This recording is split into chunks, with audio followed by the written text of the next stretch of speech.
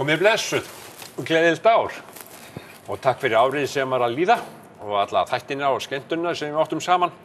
Heyrðu, við byrjum bara aftur með hvíta máva og fyrsti gesturinn okkar tilbúinn hérna inni í bragganum hjá okkur. Við ætlum að spjalla saman. Manneskja sem mikill félagsmálamaður, félagsmálakona, áhuga manneskja íþróttir og mannlíf, leikskólakennari hún og hefur skoðanir á, allflestum hlutum. Hún heitir Dýrleif Skjóldal, Dilla. Skulum spjalla við hana. Gjörið svo vel, komiði með.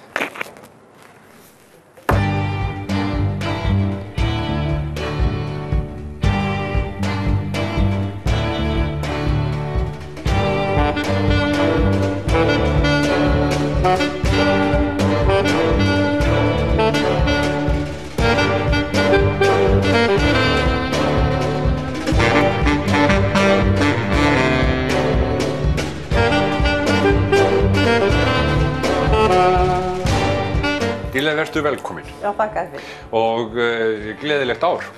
Já, takk sömuleiðis. Hvernig tókst þér og hvernig gekk að undirbúa jólin? Heyrðu, það tekst alltaf á endanum vel, en ég byrja seint og hamhleypa til verka þegar ég legg af stað. Já, það? Já. En vegna þess að ég talaði við þig, þá náttúrulega varst alltaf í vinnunni og þú hefur sagt að leikskólabörn vinni barna mest, eins og það stendur. Já, miðað við öll önnur skólabörn, þá gera þau það. Og lítið frí? Það bara undir foreldrunum komið. Já. Leikskólarnir eru opnir og sveitarfélögin bjóða upp á það að þeir séu opnir alveg fram undir jól, fram að Þorláksmessu og svo á milli jól og nýjárs. En leikskólinn náttúrulega ekki skylda, þannig að foreldrar ráða því hvort þau koma með börnin. Já. En hann er opinn. En ekki langflestir sem að þurfa jafnvel að nýta sér það? Jú, það segja þér. Hvernig voru svo jólin hjá þér? Jólin alltaf góð. Já. Sko, maður þarf ekkert annað en bara að setjast niður og pústa út og leyfa jólunum að flæða inn. Já. Og ég ólst upp með lögreglumanni, pabbi var lögga, þannig að ég ólst ekkert upp fyrir einhverja reglufest á jólunum. Jólin bara miðuðust við, þau komu eftir hvernig pabbi kom eða fór í vinnuna. Já. Þannig að stundum kannski var maturinn borið fram klukkan 4 af því hann átti að mæta klukkan 6. Já. Þá var hann búinn að opna bakkann og allt svoleiðis þannig að hann fór. Eða þá að við erum að bíða til 8 af því að hann varð að kom ekki heim fyrir. Og ég man eftir í einu sinni þegar við áttum ekki hann átti að vera að vinna til 8. Að þá höfðu þeir sko sprauta skautasvellið og það var bara almennilegt frost. Þannig að við systur, ég og Haddi, við ákváðum bara að vera lengur á skautum fyrst við geta að drífa sig heim klukkan 6 endilega af því að við þurftum hvort að bíða í 2 tíma viðbót. Þannig að við vorum á skautum til rúmlega 7. Frú Elsa var ekki voða kátt þegar við komum. En það sem að verra var, að svona eftir á held ég að fólki á Eyrinni sko hafi vorkennt þessum vottabörnum alveg svakalega yfir að halda ekki jól.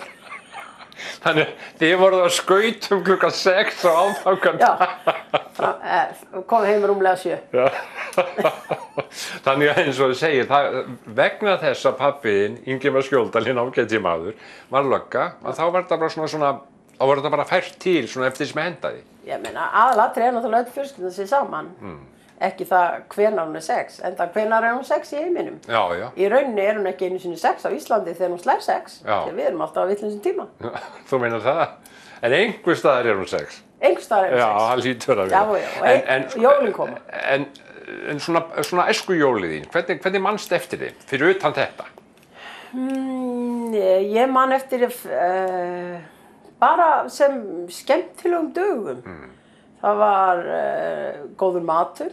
Mamma var rosa góð kokkur eins og sést á manni og mikið bakað og það var mikið af svona fjölskylduboðum sko.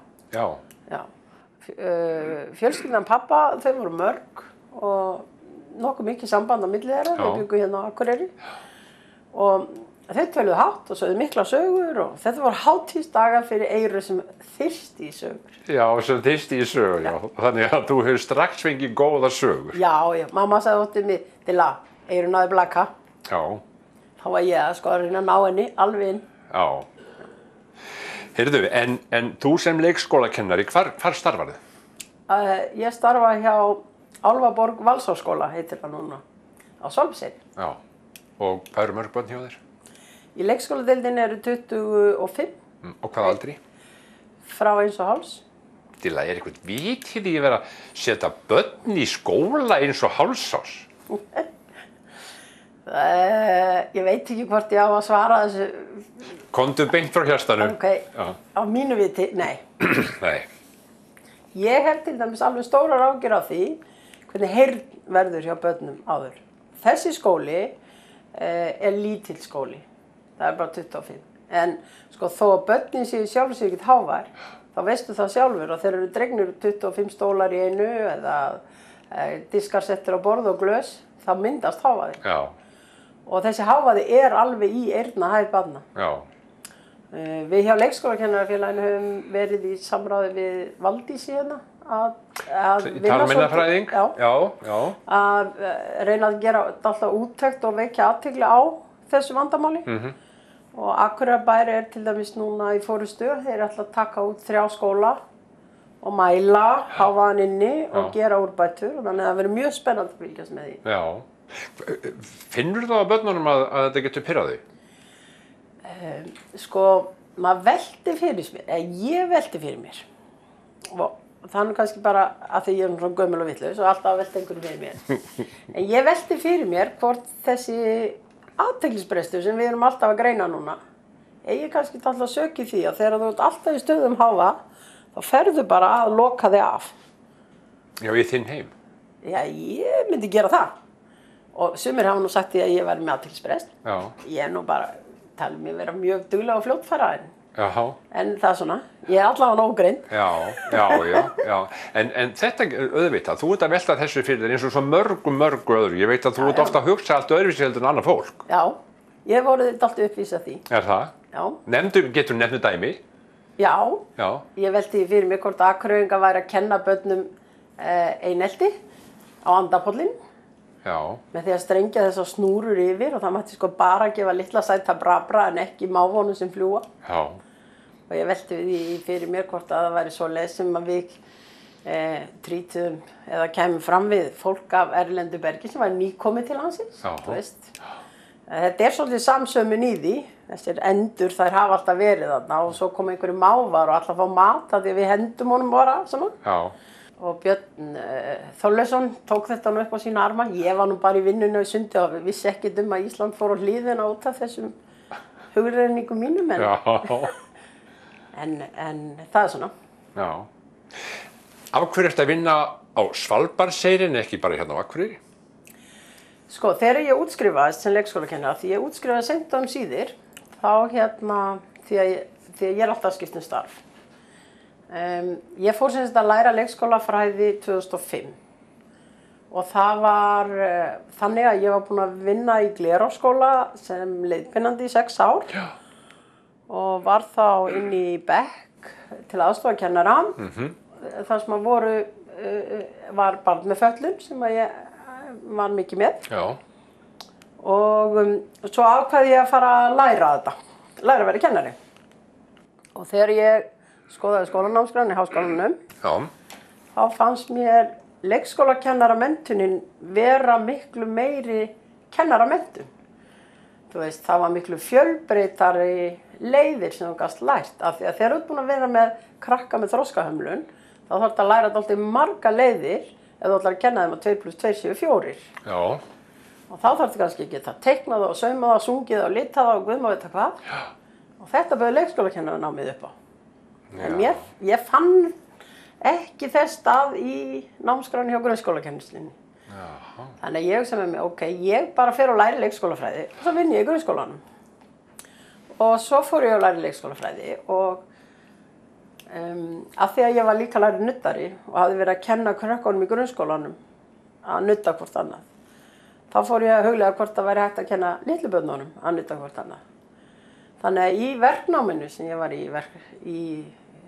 þá byrjaði ég fyrst í 4 vikna verknámi upp í Naustvatnstjörn og þá prófaði ég og það gaf bara góð fyrirheit. Þannig að þegar ég fór í 10 vikna nám, þá fór ég á Svalbarðseyri af því að Svalbarðseyri, eða sem sagt Álfaborg, hafði verið að vinna með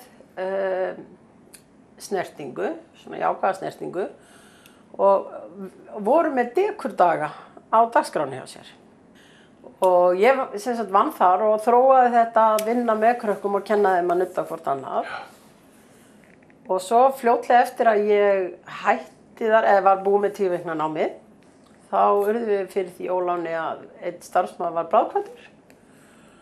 Og til þess að hjálpa þeim þá vann ég með skólanum síðustu önnina á mánudags- og föstudagsmorgnum til þess að létta undir með þeim, af því það er ekkert auðvelt að skaffa starfsfólk.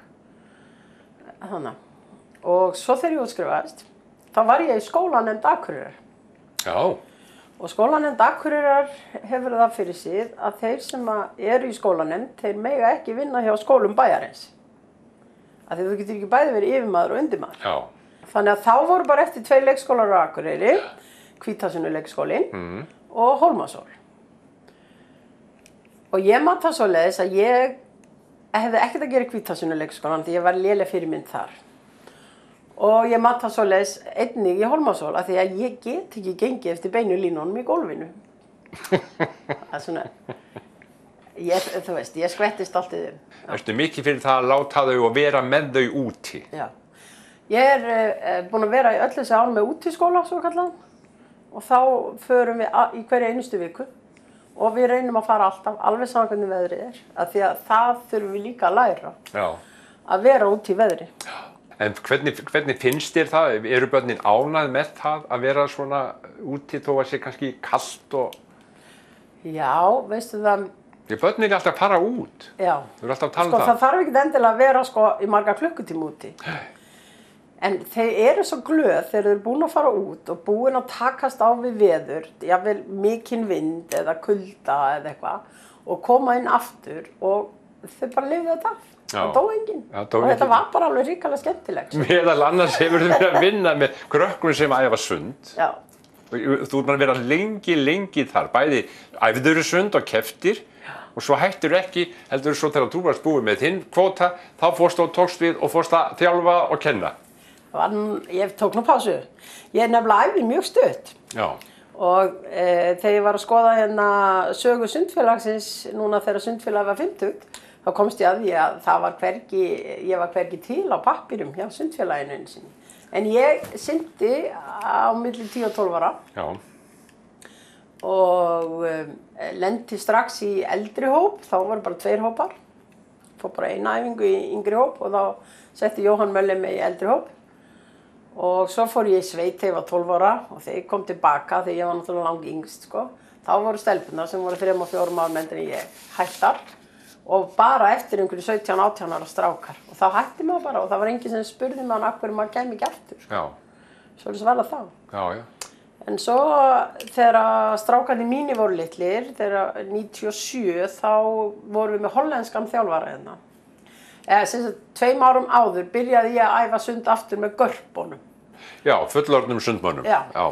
Og upp frá því var ég fengin inn í stjórn Óðins.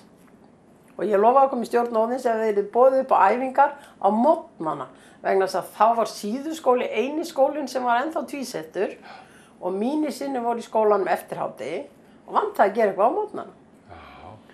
Og við fengum hollenskan þjálfara og hann var með æfingar á morgnana upp í Akureyri. Og ég náttúrulega fór með það þangað á æfingar. Og svo gerist það vorið að ég fór með þessum sundþjálfara til Vestmannaeyja á Íslandsmeistaramót með eldri krakkana. Og hann fikk botnlangabólgu. Og ég bara kom honum hingað heim og beint upp á sjúkrahús. Já. Og þá, þetta var í apríl eitthvað svoleiðis, þá allavega var það þannig að ég tók að mér að vera með hennar morgur hóp af krökkunum fram á vora meðan hann var að skriða saman. Já. Og svo árið eftir, þá fengum við nýjan þjálfara frá Vestmannaeyjum og þá fengum við tíma bæði inn í innilauginni og í útilauginni á sama tíma. Þannig hún gat ekki þjálfa litlubörnin. Og þá fórum við Karen og tókum yngsta hópinn og vorum með hann innilauginni. Og svo árið eftir það, þá byrjaði ég að vinna í Glerskóla og þá vorum við rétt byrjuð að hafa æfingar Glerárskóla og þá fluttist ég þangað. Þannig ég búin að vera í Glerárskóla núna í 17 ár. Já, býrð í Glerárhverfi. Já. En ferðu mikið í sund? Sko ég náttúrulega alveg þangað til núna ég búin að vera undanfarna 10 vetur, 5 daga í viku í 3-4 klukkutíma ofan í Glerárlaug. Og þú ert alltaf með þeim onni? Já. Ég kann ekki kenna upp á bak. Ég alltaf ofan í. Bæði það að þá get ég farið undir og skoða hvernig takið þeirra ég get lyft undir þau, ég get nálgast þau á miklu fljótari hátt og ég get stýrt þeim. Af því að börn læra ekkert bara að hlusta, þau læra á að horfa, hlusta og gera. Og þess vegna þarf maður að hjálpa þeim að gera rétt. Já, þannig að þú ert bara alltaf í sundi. Ég bara alltaf í sundi. Ég bara svo oft í Glerárlaug að krakkandi kalla hana dillusund. Þau fara bara dillusund. Þau æfa hvorki í Óðni né í Glerárlaug, þau æfa bara dillusund. Hvernig með fjölskylduna þína? Hvaða fjölskyldu áttu? Heyrðu, ég nú búin að vera gift honum Rúnari mínu 30 ár. Já. Og við 3 stráka. Já, hvað þeir gamlir? Heyrðu, þeir fæddir 87, 89 og 91. Ég átti 3 stráka á 3,5 ári. Já. Og þessi karlmenn á heimilinu, 3 synir og 1 eiginmaður, synda þeir? Nei. Sko, elstu 2 strákarnir syndu. Já. Þessi yngsti var alltaf með eyrunum, þannig að hann syndi ekki. Já. Og Rúnar minn, þessi elska, hann með klórofnæmi, segir hann. Hann segir að það viðhaldist á því að sofa hjá mér. Hann hefur bara stokkið til að fara í sund þegar ég fór að fara með barnabönnin. Svona pínulítil þá var það sko að fara til að aðtöða hvort ég dræpið eða nokkuð. Já, en þú Dilla, Skjóldals, þetta ekki nema hvað ein fjölskylda sem ber þetta nafn. Já. Þú ert að þessari fjölskyldu, en þetta býsna stór hópur. Já. Afi minn hét Kristján Pálsson og hann hérna framan á Firði, fæddist á Möðrufelli. Felli, já. Þar sem Skjóldalur gengur niður. Já. Svo þegar hann var ungur maður þá lenti hann í ástarsorg að það var einhver ung kona sem vildi ekki giftast honum og hann vældi svo skældi að amma hans sem var systir Jónasar Hallgrímssonar sá það át að það borgaði sig bara að senda þessa menn í útlegð sem að lét svona eins og bróður sinn og hún keypti far fyrir hann til Danmerkur. Og Kristján afi minn fór sem sagt til Kaupmannahafnar og var 1 vetur á Lýðháskóla. Já. Og svo fór hún og lærði húsamálun. Já. En á meðan hann var í Danmörku, þá fór svo í taugarnar á honum að þessi Danir, þeir gátu ekki borið nafnið hans almennilega fram. Þeir sögðu þetta Kristján Pölse. Já. Og honum fannst það svo líkt pilsu að hann ákvað bara að heita Skjóldal. Af því að það var næsti dalur frá æskuslóðinni. Já, það var bara dalurinn sem gekk niður í landið þar sem hann bjó. Já. Hérna fram í Firði, rétt fyrir á Melgerðismeila. Já. Og svo kom hann heim, hann herra Kristján Skjóldal og að því hann var húsamálari þá var hann fenginn til Ísafjarðar til að mála hús. Og þar bjó hann á Greiðasölinu og gistiheimilinu í Silfurgötu 11. Og þar uppvartaði hann svona ung og falleg kona og það var amma mín. Þannig að þau eru ástfangin og amma flutti hérna í Eyjafjörðinn með afa og eftir því sem ég best veit þá fór hún 2 sinnum til Ísafjarðar eftir það. Nei, fór 1 sinni til Ísafjarðar og fekk 2 sinnum systur sína í heimsókn. Þau eignuðust 9 börn saman. 1 lést snemma. Hann hét Gunnar eftir pappa hennar. Já. Og svo þegar þau voru búin að eignast 5 að þá barnaði afi vinnukonuna á bænum. Og konur í gamla daga, í þá daga, þau hefðu ekkert mikið val. Hún gat skilið við afa og þá var hún orðin bara á vergangi með 5 börn, eða 4 börn. Þannig að hún valdi það kost að taka drenginn litla að sér, ala hann upp sem sinn, skýrði hann í höfuðið á pappa sínum og þessu barni sem að lést sínum og óla hann svo upp sem sinn og eignaði svo 3 í viðbót með afa og þar á meðal pappa minn sem var yngstur og hann var orðinn fullorðinn. Vissi að Gunnar bróðir hans, Gilli, sem við köllum, væri hálfbróðir hans. Já. Þannig að henni sko hefði bara þótt eðlilegt og hún tæki við honum bara? Já, sennilega hefur það bara verið það best í stöðunni. Já, á þessum tíma. Hvað bjugguð þið þá? Hérna, þá bjugguð þið á Ytragili og afi var ferjumaður hérna á Eyjafjarðaráni. Þannig að amma og krakkarnir eiginlega sáu búskapinn og jörðina og byggði hann upp. Og síðan þegar amma bregður búi og Guðný föðursystir mín, elsta föðursystir mín, tekur við búinu með sínu manni, að þá flyttur hún hérna í Rauðumýri 1 og þá býr pabbi, sem sagt hann yngsta barnið, og hann flyttur með henni hérna í Rauðumýri 1. Og þegar þau mamma kynnast, að þá eru þau svona saman. Mamma var svona kristnestúlka, kom úr Skagafirðinu. Og þegar að mamma liggur semst á sjúkrahúsinu, búin að fæða mig, að þá ákveður amma að það sé besta stúlkan komi heim með barnið. Þannig að mitt bernskuheimili fyrst var Rauðumýri 1. Og síðan bjó hann Haraldur föðurbróðir minn í Rauðumýri 1 og núna býr hann Jón B. mágur minn í Rauðumýri 1. Já. Þannig ég er búin að segja hann að ég ætla að fá forkaupsrétt af Rauðumýri 1. En hvað áttu mörg systkin? Við erum 3 alsystkin og svo átti mamma eina dóttur sem er eldri en ég sem heitir Eygló. Já. Og þannig að við erum 4. En þetta þá sko, þessi litla Skjóldalsætt er rauninni býsna fjölmenn. Já, sko þessi 8 börn sem komast til manns á Ytragili, þau eignuðust náttúrulega sín börn og flest þeirra eru bara kennd við föður sinn. Já, þannig að þetta var nefnilega vesen á þessum ættarnöfnum og það var á tímabili eins og þegar ég fæddist, þá átti að útrýma þeim. Og þá brá pabbi á þann leik að við erum skýrð þessu nafni. Þannig í rauninni heiti ég sko Dýrleif Skjóldal Ingimarsdóttir. Já. Vegna þess að ég mátti ekki vera Skjóldal. Nei. Þannig að við öll systkinin erum skýrð Skjóldal. Já. En núna er þetta orðið leyfilegt og núna eru til dæmis börn sem að voru börn þessara upprunalegu Skjóldala.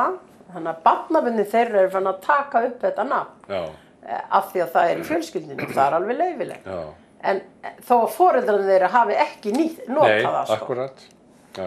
Dilla, fjölskyldan og allir, hvernig með áhugamál? Mín? Annað heldur en sundið og þá starfið. Gerur eitthvað, ferðu eitthvað annað, gerur eitthvað annað? Já. Þetta safna einhverju, horfir á vídeo, DVD, hvað gerur? Ég les mikið á bókum, skáldsögum. Þoli ekki ævisögur og svona, ég nenni ekki að lesa svoleiðis. Þannig ég les mikið á skáldsögum, ég er sérstaklega gaman á skáldsögum sem gerast í einhverjum framandi löndum á framandi tímum þar sem að ég læri svolítið að lifa í gegnum persónurnar. Já. Svo hef ég náttúrulega alltaf verið mikið í félagsmálum. Já. Og hef verið með Vinstri grænum hérna á Akureyri. Þú hefur verið í framboði? Já. Verið á þingi meira. Fór meira sem varaþingmaður 2 sinnum. Nei, er það? Þið hefur sett hjá þingi? Já, elskar mín. Nefndu það bara að ég hef gert það. Já, og fleira? Og svo hef ég ofboðslega gaman að því að ferðast og ég hef náttúrulega starfað mikið með skiptinemar-samtökunum AFS. Ég er alltaf í einhverju sjálfboðavinnugestur, það er bara svoleiðis. Ég held það nefnilega. En hvert ekki gaman að ferðast eða skemmtilegast? Ferðist þið mikið innanlands eða farið þið til útlanda? Sko, mér finnst ofsalega gaman af hvoru tveggja. Já. Alveg sama hvert það er. Ég hef verið svo heppin að tengdadóttir mín, hún Sjómpú, hún er tælensk. Já. Og þegar ég var 50, þá skrapp ég til Tælands og fór heim til hennar meðal annars og ferðaðist vítt og breitt Tæland. Já. Og svo var ég með skiptinema fyrir nokkrum árum síðan sem er frá Ekvador og ég hef 2 sinnum farið þangað. Fór meðal annars í fyrrasumar og fór þá til Galapagos sem hafa búin að vera draumi minn. Fórstu til Galapagos? Já. Við hefum búin að dreyma að fara til Galapagos frá því ég fyrst heyrði þessa undraveröld. Hvaða kassi er þetta? Er þetta sem ég baði að koma með einhvern hlut? Þetta er það sem þú baðst mig að koma með. Já, hvað er þetta? Þetta er fermingargjöfin mín. Nei. Jú. Og frá hverjum? Frá Stóru Dillu frænku. Já. Stóra Dilla frænka er fallegasta kona í heimi. Þú þurftir einhvern veginn að fá hann í þáttið þinn. Sko, þetta er fermingargjöfin. Þetta hérna? Já. Já. Og þú sér hvað stendur inn í lokinu og undir skónum. Passa þú vel nafna mín 11. apríl 1977. Nei, það er lyftuskónum. Þeir eru 40 ára. Kristín amma þín saumaði þá á pabba þín. Þetta er fyrsti skóndin hans pabba. Ég trúi því ekki. Já. Þeir eru pínu innskifir eins og hann var. Já. Mikið er þetta magnað. Og þetta áttu. Þetta á ég. Og svo fékk ég hérna stuttu seinna frá henni. Af því að pabbi minn, þú manst nú kannski hvernig hann var, svona dökkarður. Já. En þegar hann var krakki, þá var hann sko með ljóst liðað hár. Nei, er þetta hár af Ingimar Skjölda? Þetta er hár. Lögreglumanni? Já.